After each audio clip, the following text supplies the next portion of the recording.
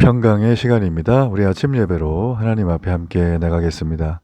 오늘은 사도행전 20장 25절에서 38절까지의 말씀을 함께 읽으시고 하나님 말씀 나누겠습니다. 보라, 내가 여러분 중에 왕래하며 하나님의 나라를 전파하였으나 이제는 여러분이 다 내 얼굴을 다시 보지 못할 줄 아노라.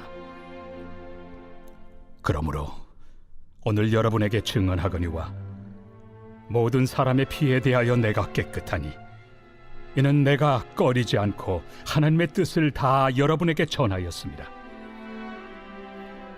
여러분은 자기를 위하여 또는 온 양떼를 위하여 삼가라. 성령이 그들 가운데 여러분을 감독자로 삼고 하나님이 자기 피로 사신 교회를 보살피게 하셨느니라.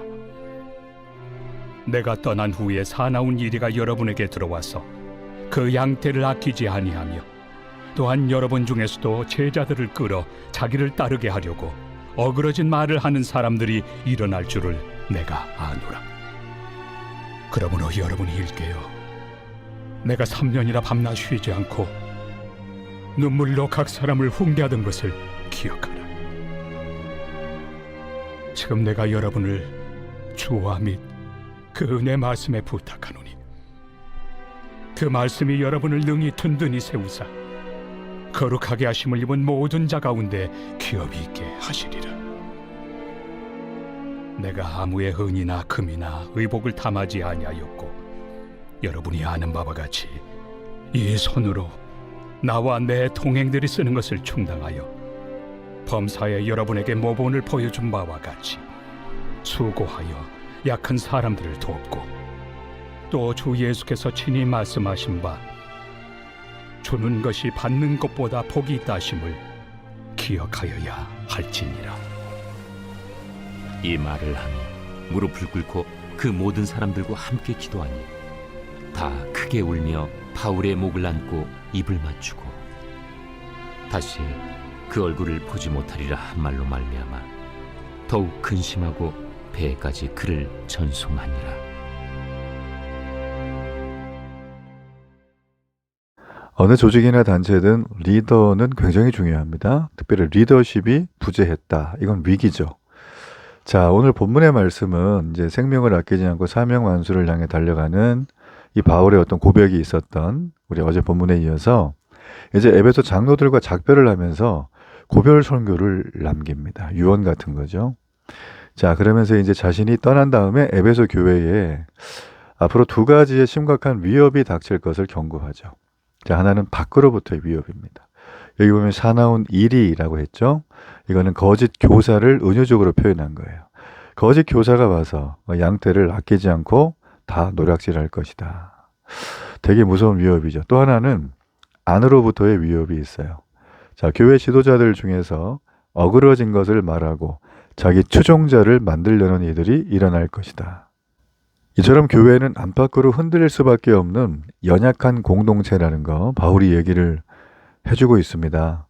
여러분, 그러므로 이 바울이 고별 설교했던 내용을 통해서 과연 교회가 건강하게 세워지려면 어떤 걸 우리가 해야 되고 바울의 그 당부와 그 내용이 오늘날 우리에게 어떤 믿음의 기초를 줄지 우리가 말씀을 통해서 살펴보겠습니다.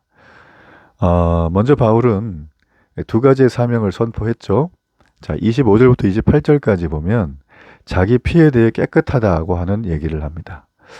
자, 장로들에게 얘기하죠. 가장 먼저 자신들을 위해 삼가라고 명령을 하죠. 그 이유는 그들이 돌보는 교회의 가치 때문이에요. 그래서 삼가라는 것은 지속적으로 스스로를 먼저 경계하고 신앙을 깨끗이 하라는 것입니다. 자, 그런 다음에 26절에서 바울은 얘기합니다. 모든 사람의 피에 대해서 깨끗하다. 바울은 지금 얘기를 하는 게 이게 무슨 말일까요? 자, 에스겔서 33장에 보면 파수꾼의 정신이 등장을 하죠. 이건 무슨 얘기냐면 하나님의 뜻을 아끼지 않고 다 전했다는 거예요. 자, 그런데 복음을 듣고 받아들인 사람과 거부한 사람이 나뉘겠죠. 이 거부한 자가 받을 심판에 대해서 나는 책임이 없다는 거예요. 손을 씻는다는 거죠. 바울은 자신이 맡은 이 사도적 사역을 완수했다라는 것입니다. 자, 이거는 참 여러 가지 의미가 있는 거예요. 사명을 감당한 자만 이런 얘기를 할 수 있죠. 아주 사명이 남아있는 사람들은 이런 얘기를 하기엔 좀 부족하겠죠. 자, 또 하나 28절에서 바울은 장로들이 돌보는 교회가 그냥 어정쩡한 교회가 아니라 하나님이 이 땅에 오셔서 독생자 예수 그리스도를 통하여 그분의 피 흘림을 통해서 사신 교회라는 것입니다. 즉 그리스도의 십자가가 교회라는 것이에요. 여러분, 교회는 존귀합니다. 교회는 사람이 많고 적고 영향력 이런 거 다 떠나서요. 정말 정상적인 교회라면 이 교회는 그리스도 예수의 피로 값주고 산 교회죠. 그 자체가 영광스럽고 존귀하고 더하거나 덜할 수 없는 너무나 정말 귀한 거죠. 자, 이 하나님의 피로 사신 교회 세운 리더들인 이 에베소 장로들에게 그 어떤 직분보다도 거룩하게 지키라, 책임을 다하라고 이 감독자의 역할들을 얘기해주고 있다라는 거예요. 그러므로 장로들은 식으로 말하면 목회자입니다. 자, 이분들이 양떼를 먹이는 목자일 뿐만 아니라 외부의 위협, 거짓 교사들, 이단들을 통찰하는 안목을 갖춘 영적 지도자로 부단히 자기를 세워가야 한다는 말이죠. 자, 쉽지 않습니다. 오늘날에도 동일한 공격이 있죠. 네. 바울은 이제 35절까지 하는 얘기가 있어요. 바울이 얘기해요. 내가 3년 동안 밤낮 쉬지 않고 눈물로 각 사람을 훈계하던 걸 기억하라. 누구에게? 에베소 리더들에게. 자, 이제 교회를 인간적인 능력이 아니라 영원한 하나님의 능력에 맡기죠. 바울은 교회가 인간이 하는 것처럼 보여도, 운영하는 것처럼 보여도 하나님과 은혜의 말씀이 교회를 이끈다는 겁니다. 맞습니다. 교회는 예배를 통하여 추진력이 생겨요. 예배라고 하는 가장 중요한 하나님을 만나는, 하나님의 뜻을 받는, 하나님께 우리의 마음을 올려드리는, 하나님을 경외하는 그 자체로 완전한 이 과정이 없다면 여러분, 교회는 그냥 사조직에 지나지 않아요. 인간적으로도 얼마든지 사조직은 발전할 수 있고 성장할 수 있죠. 물론 리더가 사라지면 와해되는 게 사조직의 한계이지만 여러분, 교회 역시 그런 사조직에 지나지 않다면 예배는 필요가 없는 것입니다. 바울은 인간적인 능력이 아니라 하나님의 영원하신 능력, 하나님과 은혜의 말씀에 교회를 세울 것을 당부하고 있습니다. 자, 그래서 여러분, 정말 좋은 교회는 뭔가? 이름이 좋다, 뭐가 시설이 좋다, 비전이 괜찮다, 이 다 좋은데요. 이거보다 더 중요한 건 하나님과 그 은혜의 말씀이 온전히 선포되는 교회예요. 네. 뭐 특수 목적을 가지고 외국인을 선교한다거나 뭐 젊은이 세대들 아니면 뭐 이렇게 세상 여러 가지 시리에 빠져 있는 특수 집단들을 좀 케어하는 데는 다를 수 있지 않아요, 목사님이라고 얘기하지만 맞아요. 언어가 굉장히 캐주얼하고 세련되고 문화적 트렌드를 잘 뒷받침하는 예배 구성과 형식을 하는 건 맞죠. 그러나 그 안에 예배의 본질인 하나님과 그분의 말씀이 빠지면 오래 못 갑니다. 항상 그거는 살짝 이렇게 이슈가 됐지 그 이슈가 전체를 이끄는 분위기는 될 수가 없어요. 여러분, 구도자 예배라는 거 들어보셨죠?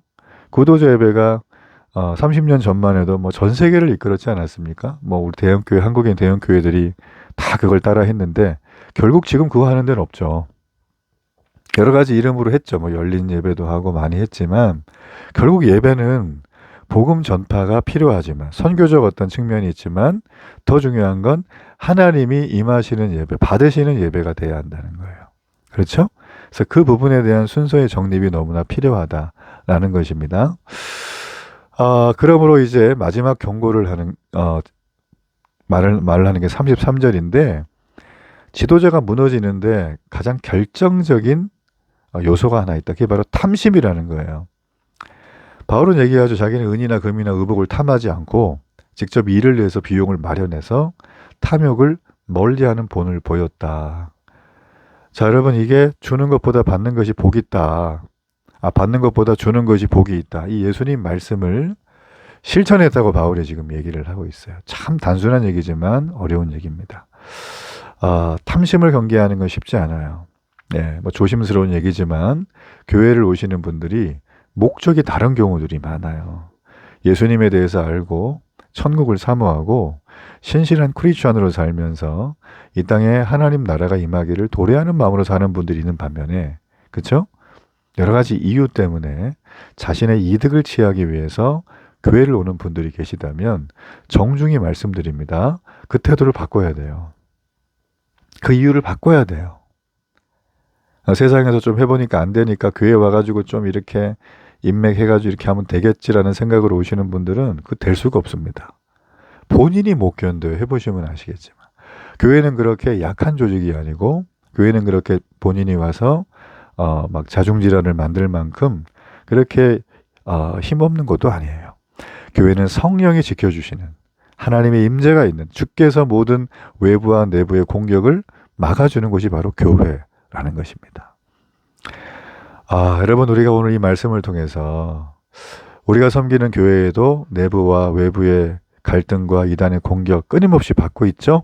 예, 우리 이번 저희 교단 총회에서 결정된 게 정땡땡 목사라는 분이 계세요. 저기 침례교 쪽 계열인데 다 아실 겁니다. 저 인천 지역에 아주 가까운 지역에 있는 분인데, 이분이 흠정역 성경만 유일한 성경이라고 외치면서 이렇게 주장을 했던 분이죠. 예, 그렇게 하는 바람에 결국 이분은 이단 판정을 받았어요. 그래서 거기와 교류를 전혀 하지 않고 신학적인 문제가 있는 정도가 아니라 상종해서는 안 되는 이단이다라는 것이죠. 그리고 또 김땡땡이라는 간사가 있어요.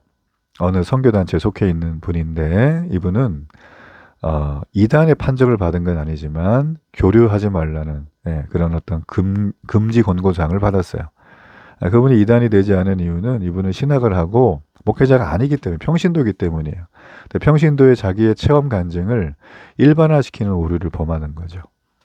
그래서 그게 어린 초신자들이나 기존의 성경과 그리고 또 신학의 흐름에 위배되는 부분들을 시정해야 된다고 한 거예요. 예. 여러분, 그러므로 이단 아니네 이렇게 얘기하는 분들이 있는데 그건 절대 아니고요.